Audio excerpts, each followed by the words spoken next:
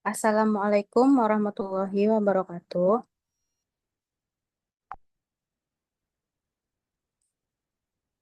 Pada kesempatan kali ini, kami dari kelompok 2 akan mempresentasikan tugas akhir kami, yaitu yang berjudul Nutrisi Mama dan Balita.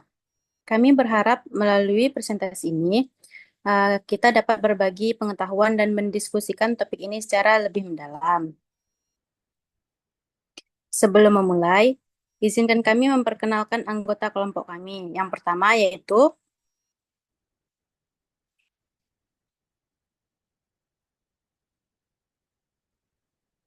Yolanda Febrida, 22343074. Yang kedua ada Azani Wiji Putri, 22343086. Yang ketiga ada Ulan Aniyah Putri, 22343078. Kami akan berbagi presentasi ini menjadi beberapa bagian yang masing-masing akan disampaikan oleh anggota kelompok kami. Semoga presentasi ini dapat memberikan manfaat dan inspirasi bagi kita semua. Untuk membaca yang pertama yaitu saya sendiri. Saya akan memulai yaitu yang berjudul Nutrisi Mama dan Balita.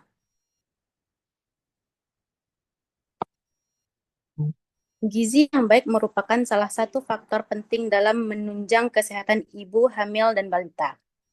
Pemantauan dan pencatatan pemberian makanan bergizi sering kali menghadapi kendala, seperti kurangnya dokumentasi yang terstruktur dan kesulitan dalam mengevaluasi keberhasilan program.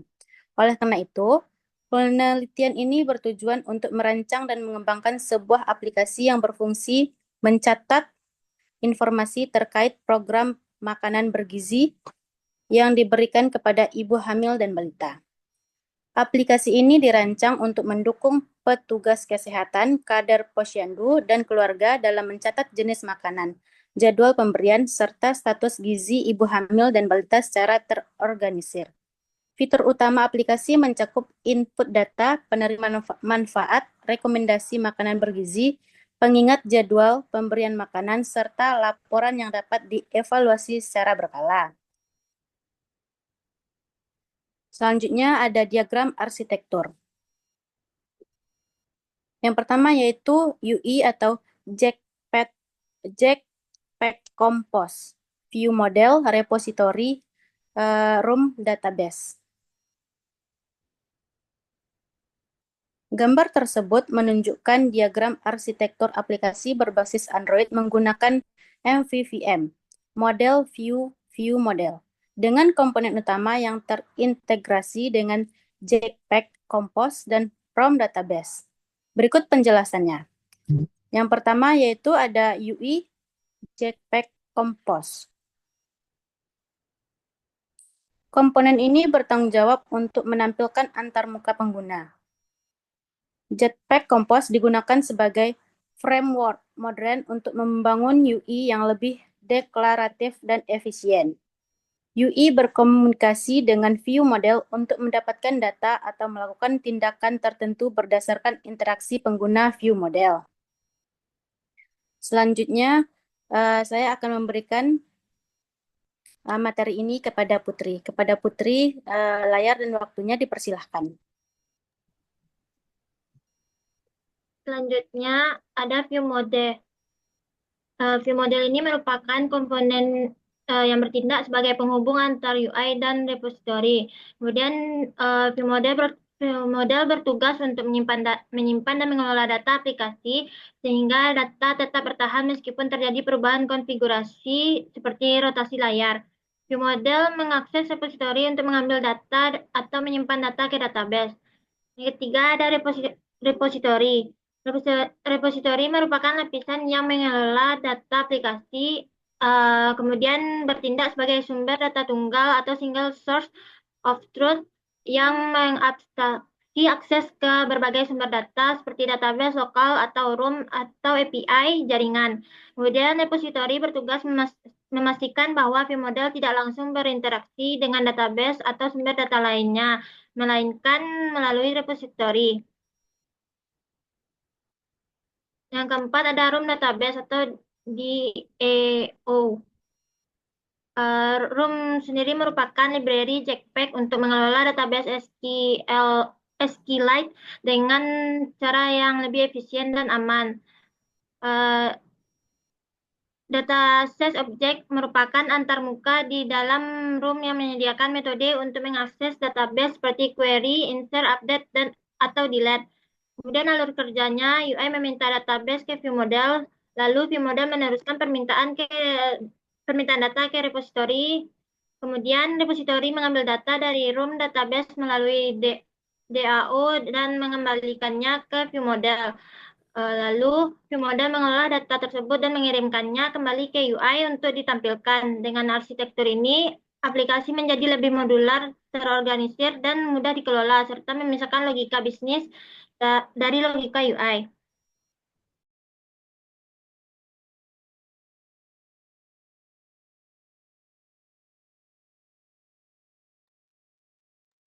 Selanjutnya yaitu Terima komponen utama. Komponen utama terdiri dari UI dan database. UI sendiri merupakan komponen yang bertanggung jawab untuk menampilkan antarmuka pengguna. Jetpack Compose digunakan sebagai framework modern untuk membangun UI yang lebih deklaratif dan efisien. Sedangkan database digunakan untuk menyimpan data pengguna seperti berat badan, tinggi badan, dan log makanan. Akses dan manipulasi data dikelola menggunakan DAO atau data akses objek untuk efisiensi dan keamanan.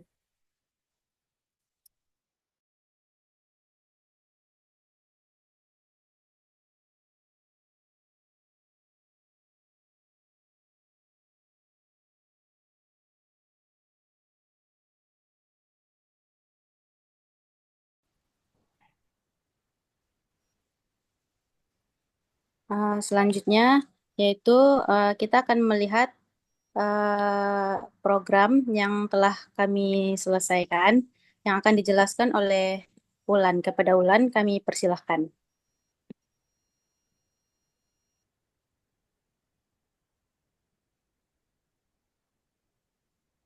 Nah, yang pertama yaitu ada UI layer atau Jetpack Compose. Deskripsinya yaitu komponen ini bertanggung jawab untuk menampilkan antarmuka pengguna. Jetpack Compose digunakan sebagai framework modern untuk membangun UI yang lebih deklaratif dan efisien. Nah, pada view model detail prosesnya yaitu pada setiap file dalam folder UI atau screen mempresentasikan sebuah layar aplikasi. Contohnya balita screen menampilkan informasi informasi terkait balita dan tambah balita screen menyediakan form untuk menambah data balita, sedangkan landing screen berfungsi sebagai layar awal aplikasi. Selanjutnya, UI ini bekerja secara reaktif seperti UI mengobservasi data dari view model biasanya dalam bentuk state, live data, atau state flow. Kemudian data dalam view model berubah, UI secara otomatis diperbarui tanpa melakukan intervensi manual.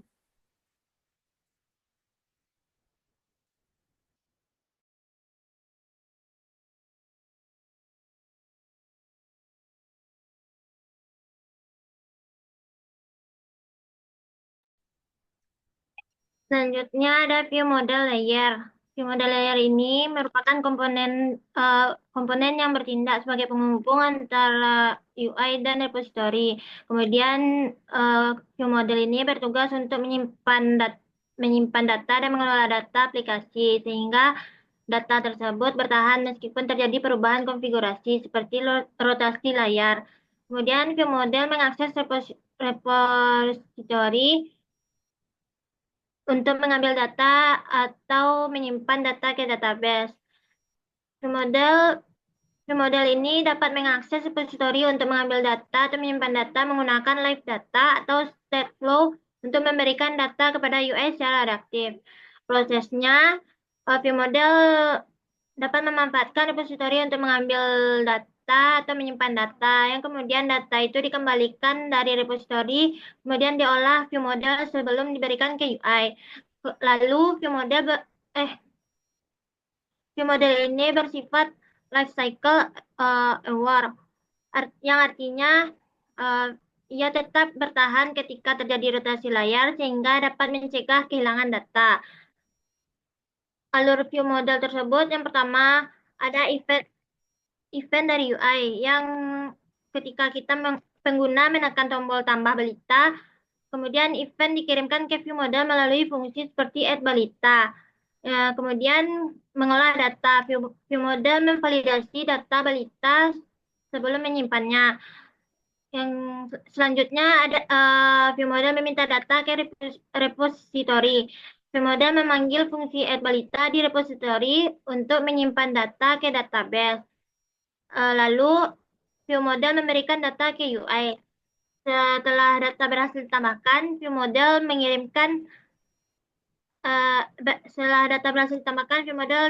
mengirimkan notifikasi melalui state atau live data ke UI untuk memperbarui tampilan.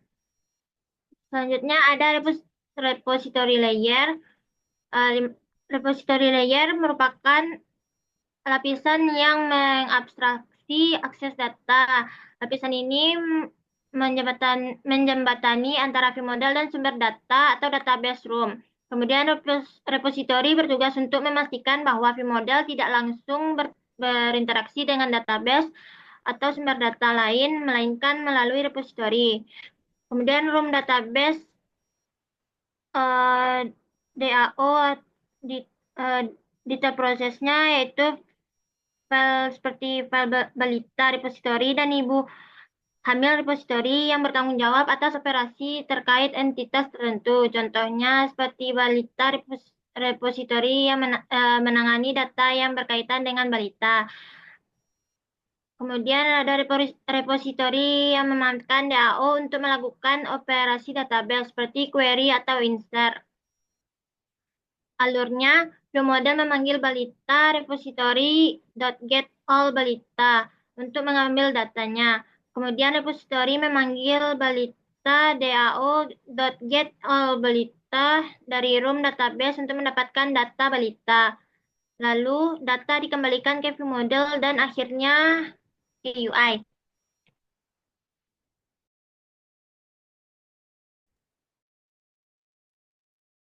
Selanjutnya yaitu ada room database layer.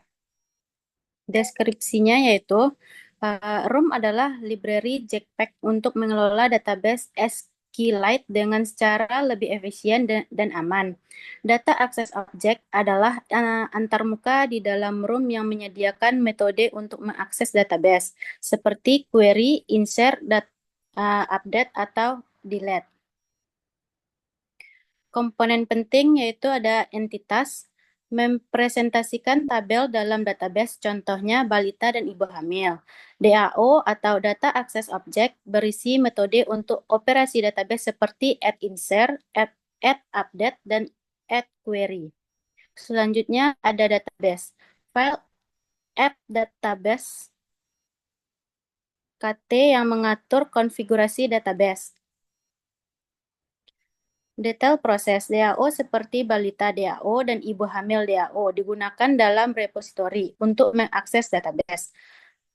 Selanjutnya ada konversi tipe data kompleks dilakukan melalui convertext. Contoh alurnya, yang pertama ada balita repositori memanggil fungsi balita DAO titik insert balita untuk menyimpan data balita baru. Yang kedua, room menangani proses penyimpanan data ke tabel balita di database SQLite. Yang ketiga, data yang telah disampaikan dapat diakses kembali melalui query, misalnya balita DAO titik gatel balita. Yang kelima, ada alur kerja lengkap. Berikut adalah alur kerja aplikasi Anda secara end-to-end. Kasus pengguna balita daftar balita. Yang pertama, ada UI balita screen KT. UI memanggil fungsi get all balita di view model ketika layar dibuka. Yang kedua, view model. View model memanggil fungsi get all balita di repository. Yang ketiga, repository. Repository memanggil balita DAO get all balita untuk memanggil data dari database. Yang keempat ada DAO. DAO mengeksekusi query select from balita tabel pada tabel balita di database. Yang kelima ada data kembali ke UI. Data balita dikembalikan di DAO, repository, view model, dan UI. UI menampilkan daftar balita kepada pengguna. Kasus menambah data balita.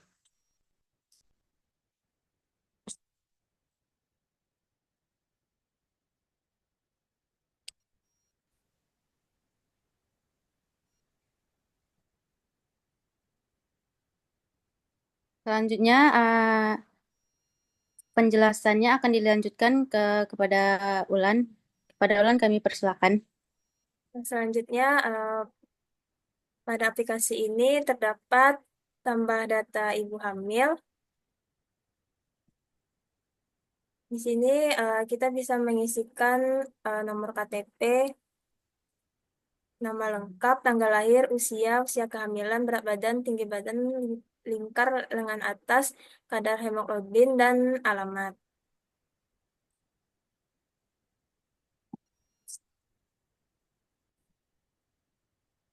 Nah, apabila sudah mengisi data ibu hamil secara lengkap, selanjutnya kita akan menyimpan data ibu hamil tersebut.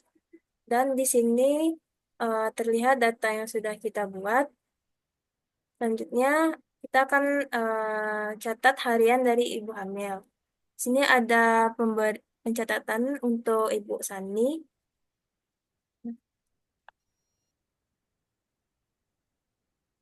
Nah, setelah riwayat harian tadi tersimpan, kita akan melihat laporan harian dari Ibu Sani tersebut.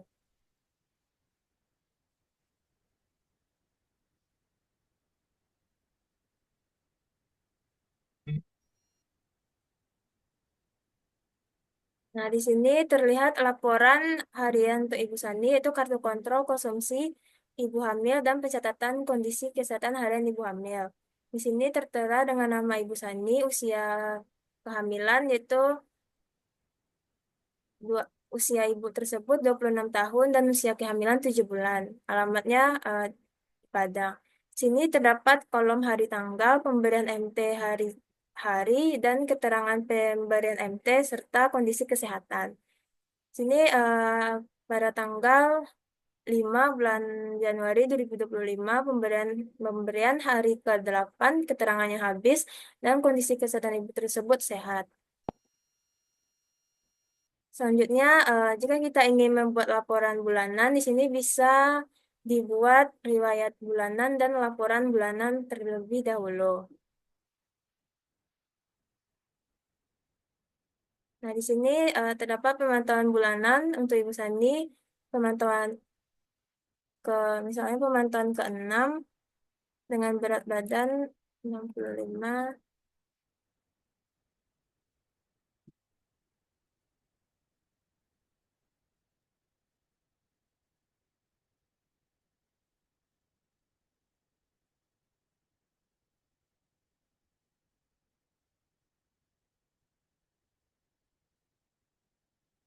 Nah, di riwayat pemantauan bulanan terdapat data ibu hamil, di mana terdapat nama, nomor KTP, usia kehamilan, tanggal pemantauan keberapa, usia kehamilannya, berat badan, dan berat badan, lingkar lengan atas, dan keterangan.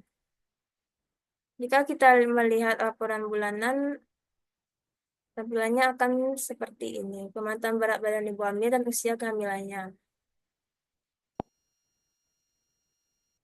Sama-sama.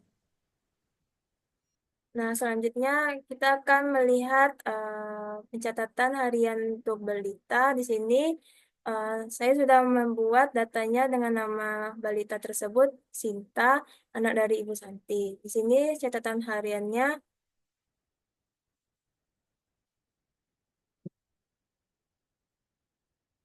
waktu dan pemberian keberapa.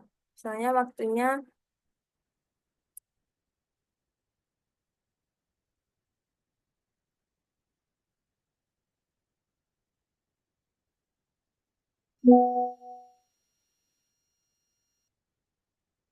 Nah, laporan harian tersebut hasilnya akan keluar seperti ini dengan nama balita, nama ibu, tanggal lahir dan alamat.